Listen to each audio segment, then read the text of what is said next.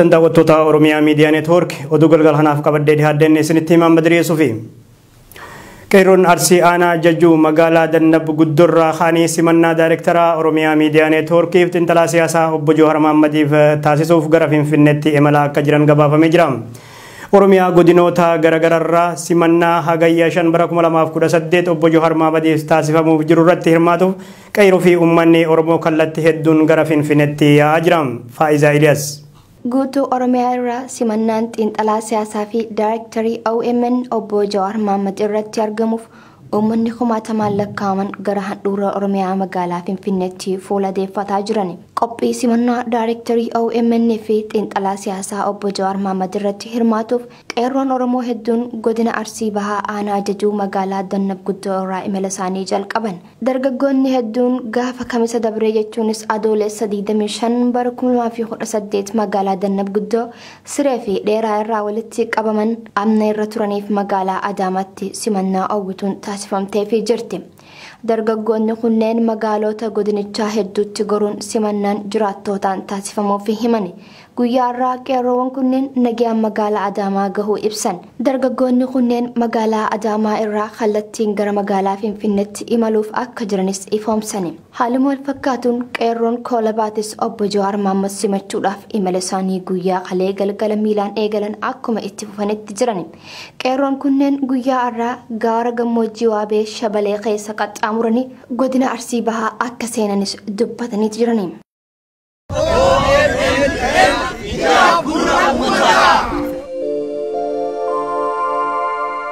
Miidiyaan uummataaf uummataan hundaa'e Oromiyaa Miidiyaa Neetwoork giddugaleessa Oromiyaa Finfinneetti hojii isaa eegalee jira.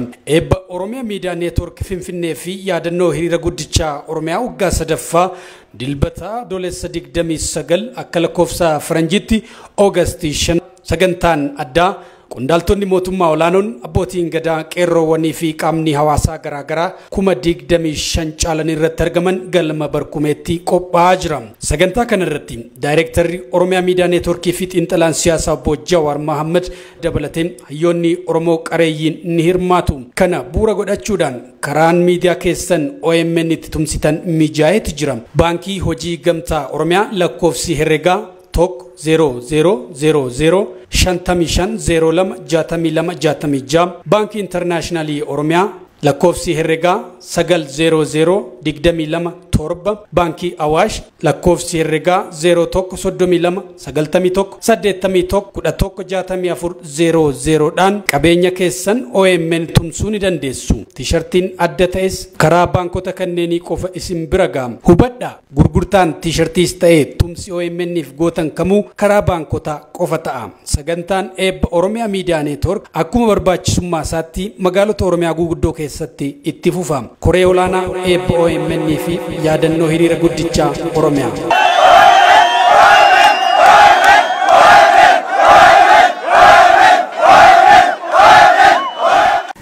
Dargaggoonni Oromoo lakkoofsan 43 gahan kanneen bara dabree keessa magaalaa Awwadaa irraa humnoota tikaa mootummaatiin qabamanii magaalaa Dirree Dhawaatti hidhamanii jiran ammallee dararaan ulfaatan irratti raawwatamaa akka jiru gabaafame. Dargaggoonni erga hidhamanii ji'a 11 gahan kanneen yeroo ammaa kanas achuma magaalaa Dirree Dhawaa keessatti murtii haqaa dhabuun dararamaa akka jiran maddeen gabaasanii jiru. Muhammad Fantaallee gabaasa kana qaba. Mootummaan Itoophiyaa hidhamtoota hedduu mana hidharraa yoo baases namoonni mana hidhaatti hafanii dararaa argaa jiran baay'ee ta'uu maddeen himan. Qeerroowwan magaalaa Awwadaa irraa bara dheengaddaa sababa warraaqsa qabsoo taasiftan uummata kakaaftan jedhuun humnoota tikaa mootummaa Itoophiyaatiin qabamanii mana hidhaa Dirree Dhawaatti geeffaman hanga ammaatti osoo hin hiikamin hiraarfamaa jiraachuu jiraattonni Awwadaa dubbatan. Mootummaan yeroo dhiifamaan namoota hedduu gadi lakkisaa jirutti qeerroowwan Awwadaa lakkoofsan 43 ol ta'an mana hidharraa baasuun maaliif akka ulfaate nuuf hin galle kan jedhan jiraattonni Awwadaa dargaggoota kana gadi nuuf lakkisaa jenneem karaa nagaan gaafachaa turrullee nama nu dhaga'uu dhabneen komii jiraattotaatiin. Dargaggoonni kunneen erga humnoota tikaa mootummaa Itoophiyaatiin qabamanii hidhamanii baatii 11 darbanii jiru. Torban lama dura manguddoo Foollee fi qeerroon Awwadaa dargaggoonni akka hiikamaniif iyyannoodhaaf gara bulchiinsa mootummaa naannoo Oromiyaa kabajamoo obbo Lammaa Magarsaa fi mootummaa federaalaatti imaluun nama keessummeessu dhabaniim guyyoota torbaaf Finfinnee erga bulanii boodam gaafa guyyaa wiixataa ji'a 11 bara 2010 akka lakkoofsa bashootaatti mana murtiitii beellama waan qabaniif beellama isaanii irratti argamuuf gara dirdawaatti akka deebi'an odeeffannoon dhaqqabin addeessam. Qeerroowwan kun yeroo mana murtiitti dhihaatan abbaan murtii ammas beellama qabeefii jennaan amma manuu murteessaa bakka kana hin deemnu jechuun isaan falmannaan guyyaa 5 qofa naaf obsaa jedhee maatii ijoollee waamee dhimmi keessan asitti furamuu hin danda'u. Nuti himata kuffifnee turreem ammas lammatarra deebi'anii kan banan warra gubbaatiin. Kanaaf dhimma dargaggoota kanam qaama gubbaatu harkaa qabaam gara Finfinnee deemaa jechuun deebiin hin taane akka laatames jiraattonni ibsanii jiru. Sababa kanaan wal qabateem dargaggoonni kun akka hiikamaniif magaalaa Awwadaayitti jiraattonni hiriira nagaa bahuun sagalee mormii dhageessan bulchiinsi magaalaa Awwadaay ofii keenyaa furuu waan hin dandeenyeef dhimma keessan akka waliyyattan isin deeggarra jedhaniiru jedhu jiraattonni. Kanaafuu qaamni dhimmi ilaallatu deeggarsa barbaachisu gochuun hatattamaan dargaggoonni kunneen mana hidhaatii gadi dhiifamuu akka qaban qeerroon Awwadaay dhaamsa dabarsitee jirti. Oduma wal qabateen jilli Ataao kan Birgaadeer Jeneraal Kamaal Galchuutiin durfamu imala daawwii baha Oromiyaatti taasiseen simannaan magaalota adda addaa keessatti geggeeffamaaf jira. Guyyaa har'aam qeerroon magaalaa Awwadaay jila Birgaadeer Jeneraal Kamaal Galchuutiin durfamu kanaaf simannaa ho'aa taasisanii jiru. Simannaa kanarrattis bakka haawuliin abbootiin qeerroo qarree fi jaarsoliin biyyaa bal'inaan bahanii argamanitti Birgaadeer Jeneraal Kamaal Galchuun haasawa taasisanii akka jiran maddeen gabaasanii jiru. Gamtaan barattoota Oromoo magaalaa Finfinnee har'a ifatti hundaa'e Oromoon bakka jirutti ijaaramuu qabas jedhamee jira. Waltajjii kanarratti Oromoonni ijaaramuun injifannoo waaraa galmeessuuf shoora guddaa akka qabu dura ta'a obbo Ahmad Muhammad ibsanii jiru. Yeroon kun yeroo jaarmaaleen siyaasaa Oromoos gamtaan caalatti hojjechuu qabanis jedhamee jira. Sirna hundeeffama kanarratti hayyoonni barattoonni bakka bu'ootni yuunivarsiitii fi keessummoonni garaagaraa argamuun jechuun tan gabaaste Shamsiyaa Nashuuti.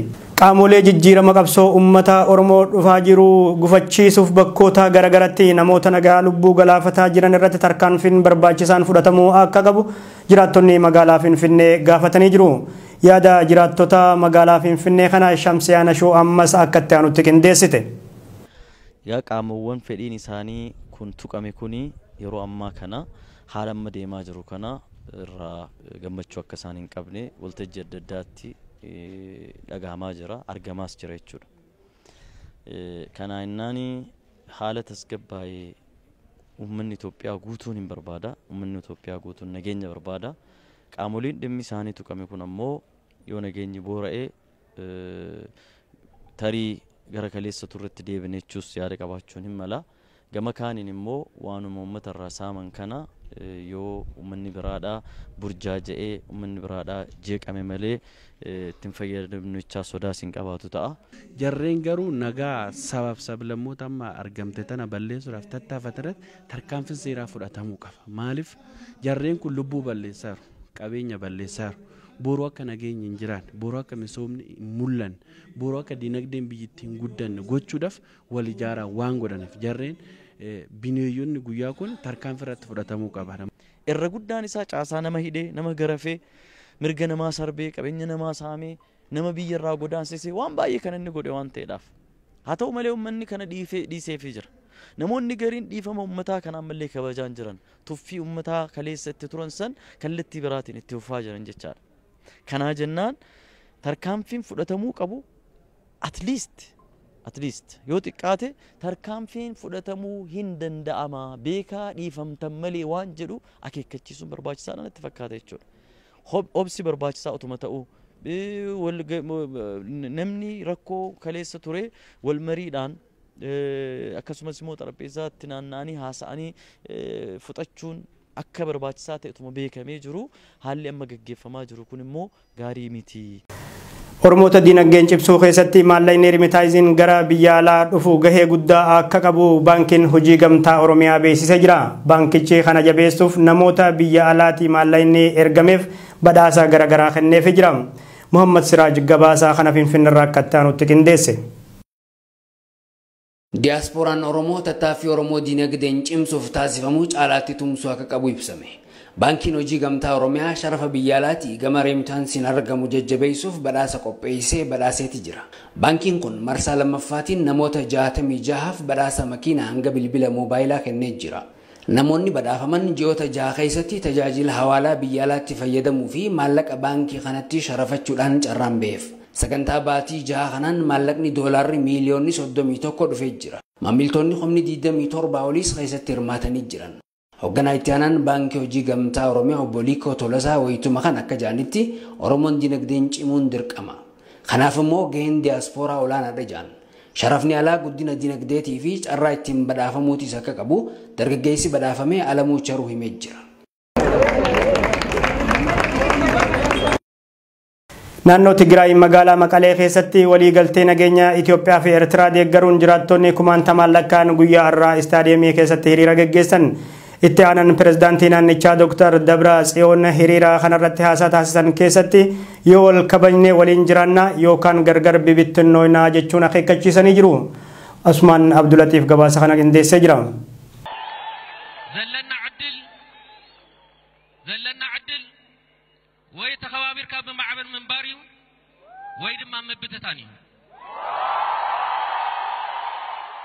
walitti dhufeenya Itoophiyaa fi Eertiraatti gammaduun naannoo Tigraayitti jiraattonni magaalaa Maqalee guyyaa har'aa hiriira deeggarsaa bahanii jiran yeroo aangawoonni TPLF gameeyyiin sadarkaa oliitti biyya bulchaa turanitti hariiroon biyyoota lameenii sababa lolaatiin addaan fagaattee turuun ifam. Garuu muummichi ministeeraa Dr. Abiy Ahmed manguddummaa tokko malee rakkoo baroota 20f wal xaxaa ture eega furanii as biyyoota lameen jidduutti hafuurri ollummaa gaarii akka jiraatu taasisanii jiran. Jiraattonni magaalaa Maqalee fi naannoo isii kumoota lakkaa'aman walitti dhufeenya kana deeggaruun istaadiyeemii magaalattiitti walitti dhufuun hiriira deeggarsaa bahan. Hirmaattonni kumoota lakkaa'aman kanneen hiriira kanarraa qooda fudhatan kaayyoon hiriirichaa waliigaltee nageenya Itoophiyaa fi Eertiraa deeggaruu haleellaan sabummaa bu'uura godhate haa dhaabbatuu fi heerri mootummaa haa kabajamu kan jedhu akka ta'es maddeen ifoomsan. Kana malees ajjechaa injiinar Simanyoo Baqqalee irratti raawwatame cimsanii balaaleffataa oolan. Dura taa'aan TPLF fi itti aanaan pirezidaantii naannoo Tigraay Dr. Dabratsiyoon haasawaa hiriirtootaaf taasisan keessatti tokko hiyyeessa tahee tokko dureessan ta'u carraan qabnu wal kabajnee waliin jiraanna yookaan gargar bittinnaawwiif jechuun akeekkachiisan. Hirmaattota irraayis meeri Tigraay if dandeessee akka dhaabbattu calaqqisu hedduminaan mul'atee jiraachuun dhagahame. Ji'a tokko dura naannoo Tigraay magaalota garaagaraatti baadimmeen Eertiraaf akka kennamtu murtii dabre mormuun hiriirri faallaa kanaa gaggeeffamee turuun ni yaadatama. Jilli muummee ministeeraa Dr. Abiy Ahmed durfamu daawwannaaf Ameerikaa magaalota garaagaraatti taasisaa jira. Muummee ministeeraa Dr. Abiy Ahmed daawwannaa diisitti taasisan kanan lammiilee Itoophiyaa USA jiraatan dhaabota siyaasaa fi qaamota amantiilee garaagaraa waliin mari'atanii jiru. Bakka Oromoonni baay'inaan keessa jiraatan Oromiyaa xiqqoo yookaan Minisootaatti ammoo simannaan addaa ni godhamaa fi jedhamee eegama. Aangawoonni Itoophiyaa duraanii wayita biyyoota alatti daawwannaa bifa kanaa taasisan hiriirri mormii hawaasa biyyattii ala jiraataniin irratti bahamaa akka ture beekama. Aangawoonni Itoophiyaa hawaasa alaatiin simannaan taasifamuuf kun isa duraati. Aangawoota Itoophiyaa hawaasa alaatiin simannaan taasifamuuf kun isa duraati. Jilli muummee ministeeraa Dr. Abiy Ahmediin durfamu kana keessatti pirezidaantiin bulchiinsa mootummaa naannoo Oromiyaa Dr. Lammaa Magarsaa fi Dr. Warqinee Gabayyoo ni argamu. Somaaliyaa bulchiinsa Puntlaandii magaalota garaagaraa keessatti baqattoonni Oromoo reebamaa fi saamamaa jiran akka baqattoonni himatanitti erga viidiyoo sobaa isaatti tamsaasee kaasee dargaggoonni gareen gurmaa'uun reebichaa fi nusaamaa jiruu jiru. Keessattuu magaalota akka Bosaasoo fi Gaalkaayoo jedhaman keessatti haleellaan baqattoota Oromoo irratti fuulleffatu kallattii hedduun adeemsifamaa jira.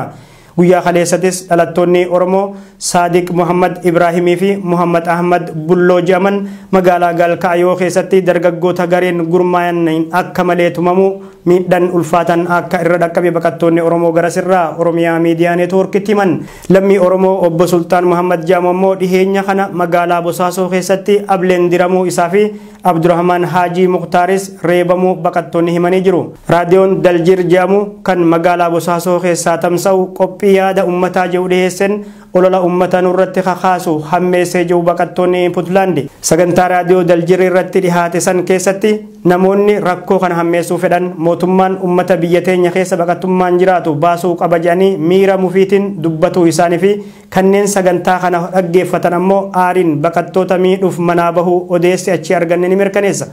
Bifuma wal fakkaatuun baqattoonni Oromoo Jabuutiitti tibba kana rakkoo wal fakkaataa keessummeessaa akka jiran gabaasuun keenya ni yaadatama. Haaluma kanaan jimaata kaleessaa dhalataa Oromoo Muhammad Sa'iid Jaamuu Jabuutii ganda Humbulii Jaamuu keessatti ableen diramee yeroo ammaa hospitaala Yeroon Jaamuu keessatti wal'aanamaa akka jiruutu gabaafame. Baqataa Oromoo biraa namni Abduu Hamzaa Jaamuu immoo reebicha irratti raawwatameen ilkaan isaa akka cabee maddeen gabaasanii jiru. Achuma Jabuutii naannoo balbalaa jedhamtutti ammoo namoonni gareen ijaaraman kanneen Oromoota 6 akka malee madeessuu baqattoonni Oromoo himanii jiru. Kana malees baqattoonni Oromoo 2 naannoo Kaartisiis jedhamtutti akka malee tumamuun akka ajjeefaman gabaafamee jira. Dargaggoonni saamichaa fi baqattoota reebuu irratti bobba'an kanneen yeroo ammaa halkan ganda Oromoonni baay'inaan keessa kireeffatanii jiraatan seenuun miidhaalee kana dhaqqabsiisaa akka jiran baqattoonni Oromoo himanii jiru. Mootummaan Jabuutii tarkaanfiilee baqattoota irratti qiyyaafatee kana dhaabsisuuf tarkaanfii mul'ataa fudhatee akka hin qabne maddeen gabaasan. Pirezidaantiin Somaaliyaa Muhammad Abdullaahi Farmaajoo daawwannaa guyyoota sadiif Eertiraa Asmaraa seenan. Jilli Pirezidaantii Somaaliyaa Muhammad Abdullaahi Farmaajoo wayita dirree xayyaaraa idil addunyaa Asmaraa gahutti Pirezidaantii Eertiraa Isiyaas Afawarqee dabalatee aangawoonni olaanoon biyyattii simannaa addaa taasisaniif jiru. Pirezidaantiin biyya Somaaliyaa Eertiraa daawwatuun kun isa duraa yeroo ta'u boqonnaan Pirezidaantii Farmaajoo kun hariiroo biyyoota lameenii baroota dheeraaf boora'ee ture ni fooyyessaa jedhamee jira. Pirezidaantii Farmaajoon gita isaanii Pirezidaantii Eertiraa Isiyaas Afawarqee irraa afeerran daawwannaa kun akka godhameef aangawoonni biyyoota lameenii mirkaneessanii jiru. Walitti dhufeenyi biyyoota lameenii hariiroo dippiloomaasii fi dinagdee biyyoota Eertiraa fi Somaaliyaa cimsuuf ni gargaaraa jedhame. Daawwannaa Pirezidaantii Farmaajoo kana bu'uura godhachuudhaan alaabaan Eertiraa fi Somaaliyaa dirree xayyaaraa hanga masaraa mootummaa Eertiraatti fannifamuun balali'uun mallattoo fi murannoo biyyoonni lameen walitti dhufuuf qaban raggaasee jira. Eertiraan dhimma Somaaliyaa keessa galuu Itoophiyaa mormuun garee mahakamaa yookaan mana murtii Islaamummaa jedhamu kan bara 2006 keessa Somaaliyaa to'atee ture gargaaraa turte. Sababa kanaan wal qabatee golli tokkummaa mootummoota gamtoomanii Eertiraan godina gaanfa Afrikaa jeeqaa jirti himata jiruun qoqqobbii meeshaa waraanaa irra kaa'uun ni yaadatama. Garuu Eertiraan himata adabbii fi dhaqqabsiise kana haalaa turte. Daawwannaan Farmaajoo fi walitti dhufeenyi Somaaliyaa fi Eertiraa kun erga muummee ministeeraa Dr. Abiyyi Ahmad rakkoo Eertiraa fi Itoophiyaa gana 20 dabran lafarra harkifataa ture hiikanii torbaanota booda. Gama biraatiin walgaarreffannaan biyyoota Jabuutii fi Eertiraa ammallee akkuma duritti jira. Eertiraa fi Jabuutiin bara 2008 keessa daangaa falmisiisaa Raas Dumeeraa jedhamu irratti wal waraanuun miidhaa walirraan geessisuunis ni yaadatama. Balaan ibiddaa Ameerikaa kutaa Kaalifoorniyaa keessatti ka'e yoo xiqqaate lubbuu nama 2 galaafate. Akka gabaasaa sabaa himaaletti balaan ibiddaa dhihaa kutaa Kaalifoorniyaatti ka'e kun hojjettoota balaa ibiddaa 2 lubbuu galaafate. Manneen jireenyaa 500 caalanis balaa ibiddaa ka'e kanaan barbadaanii jiru. Kana malees jiraattonni naannichaa kuma kurnootaan lakkaawaman ibidda kana jalaa dheessuuf jecha qe'eef qabeenya isaanii gadhiisanii godaanan. Babal'inni ibiddaa kun magaalaa Riidin jedhamtutti dhihaataa akka jirullee BBC'n gabaasa isaatiin eere. Haalli qilleensaa bubbisu ibidda ka'e kana ariitiin naannoo biratti akka tamsa'uuf sababa tahee jedhame. Bulchaan kutaa Kaalifoorniyaa Mr. Jeerii Biraawan mootummaan federaalaa ibidda kana dhaabsisuuf shaffisaan akka dirmatuuf iyyatanii jiru. Sababa balaa ibiddaa Ameerikaa kutaa Kaalifoorniyaa keessatti dhalate kanaan lakkoofsi namoota dhumatanii fi miidhaan dhaqqabe dabaluu akka malullee sabaa himaaleen gabaasaa jiru. Tole daawwattoota Oromiyaa Miidiyaa Neetwoork oduun galgala kanaaf qaban.